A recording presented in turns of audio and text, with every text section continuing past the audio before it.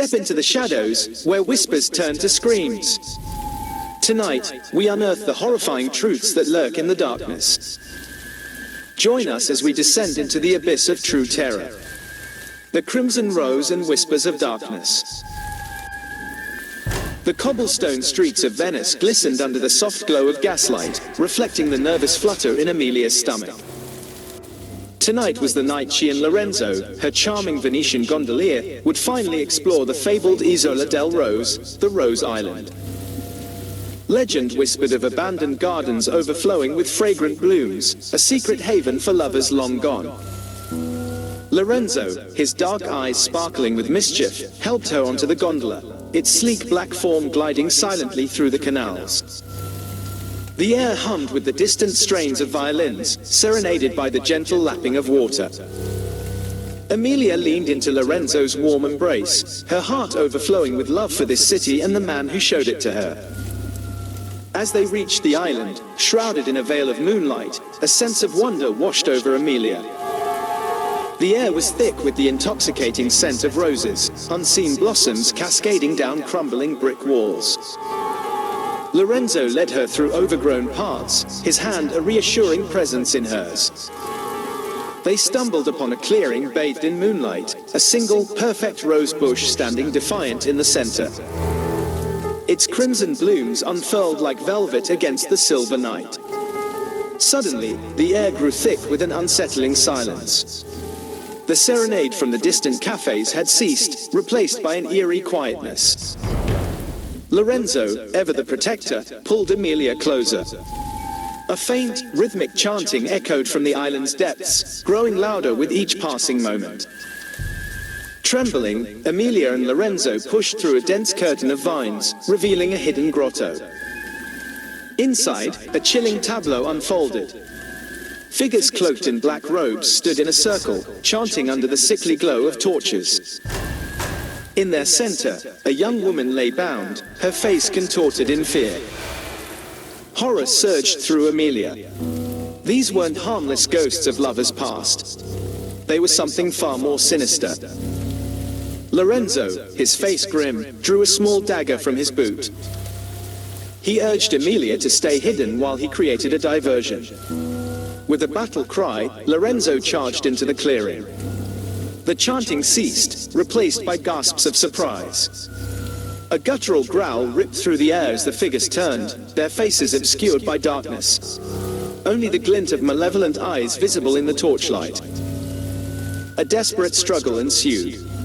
Lorenzo, skilled with the blade, fought valiantly, but the figures were relentless, their movements inhumanely swift. Emilia watched, heart pounding in her chest, as Lorenzo faltered, a dark stain blooming on his white shirt. Tears welled in her eyes, but fear was replaced by a fierce determination. She grabbed a fallen torch and, with a scream, charged into the fray. The figures turned towards her, momentarily surprised. Seizing the opportunity, Emilia smashed the torch into the stone floor, igniting the surrounding dry leaves.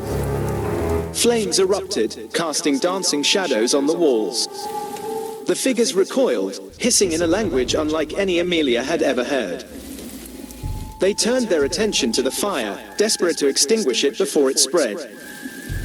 Seeing her chance, Emilia raced to Lorenzo's side, cradling his head in her lap. Ignoring the searing pain in her own arm from a glancing blow, she urged him to wake up. Lorenzo's eyes fluttered open, his gaze finding hers. A weak smile graced his lips. "Run, Emilia," he rasped. "Find your way back to the canal. Don't let them." His voice trailed off, replaced by a gasp of pain.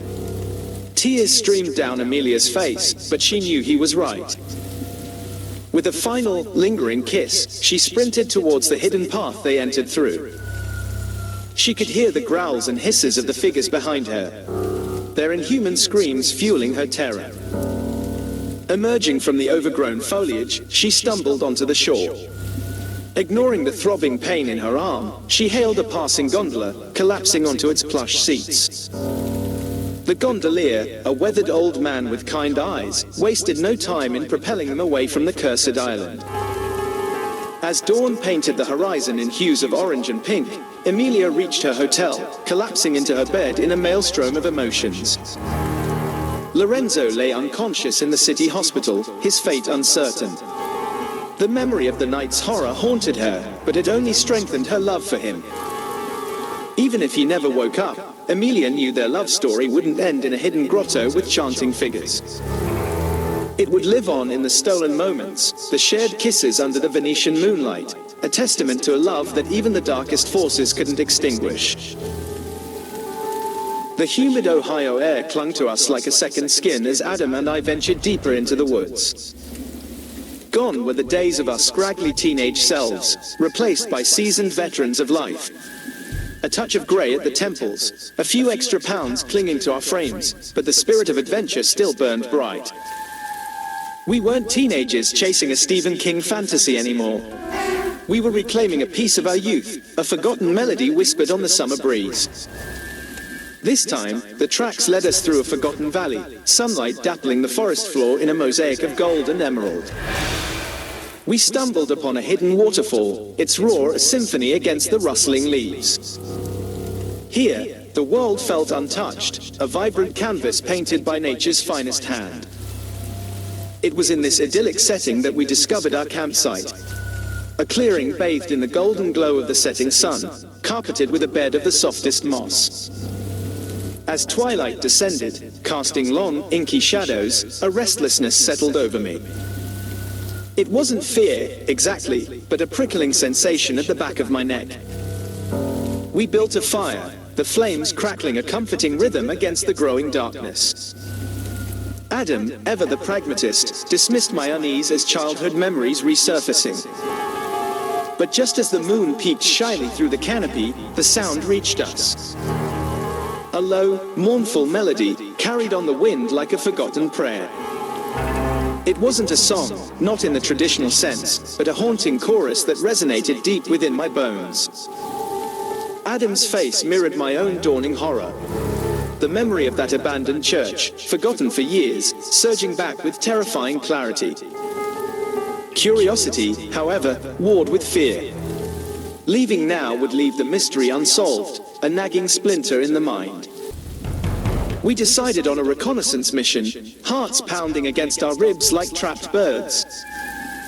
Leaving the fire to its lonely vigil, we crept through the dense undergrowth, the air thick with anticipation. The church loomed before us, a skeletal silhouette bathed in an eerie, ethereal glow emanating from within. Faint strains of chanting replaced the melody, a language that resonated with a primal power. Peering through a broken window, we saw not a congregation, but a gathering unlike anything we'd ever witnessed. Figures cloaked in white moved in a mesmerizing dance, their faces obscured by shadows. Suddenly, a spotlight pierced the darkness, illuminating a figure at the front. He was tall and charismatic, his voice booming in a language both ancient and strangely beautiful. It spoke of a connection to something older, something wilder than our human experience. We were captivated, voyeurs to a secret ceremony bathed in moonlight. As the chanting reached a crescendo, the figure raised his hand. The spotlight switched off, plunging the interior back into darkness. In the blink of an eye, a dozen hooded figures spilled out of the church, heading straight for the tree line where we stood frozen. Panic surged. We bolted, adrenaline pumping through our veins, the rhythmic pounding of bare feet against the damp earth echoing through the night. Glancing back, we saw flickering lights dancing through the trees, gaining on us with every desperate stride. We reached the tracks, a beacon of salvation in the darkness. Without a word, we launched ourselves onto the gravel, legs burning, lungs heaving. The rhythmic thud of approaching footsteps faded into the distance, leaving behind a chilling silence. We stumbled into the nearest town, babbling our story to a bewildered gas station attendant. As dawn painted the sky in hues of pink and orange, my wife arrived, her face etched with concern. She listened patiently, a skeptical smile playing on her lips. Perhaps it was just kids, a fraternity prank gone too far, as she and our friends suggested. But in the quiet moments, under the cloak of a starry night, I see those figures again, their white robes a stark contrast to the inky blackness. And I still hear that haunting melody, a whisper from a world unseen, a secret forever etched in the memory of that Ohio summer. This adventure wasn't about childish thrills. It was a brush with something ancient and profound, a reminder that the world holds mysteries yet to be unraveled. And while the glamour of youth may have faded, the thrill of discovery remains, a spark forever alive in the embers of our hearts. Join us on a terrifying deep dive into the web's darkest corners. We're unearthing creepypastas that'll mess with your mind, exploring abandoned asylums with secrets older than time, and maybe even encountering a thing or two that goes bump in the night.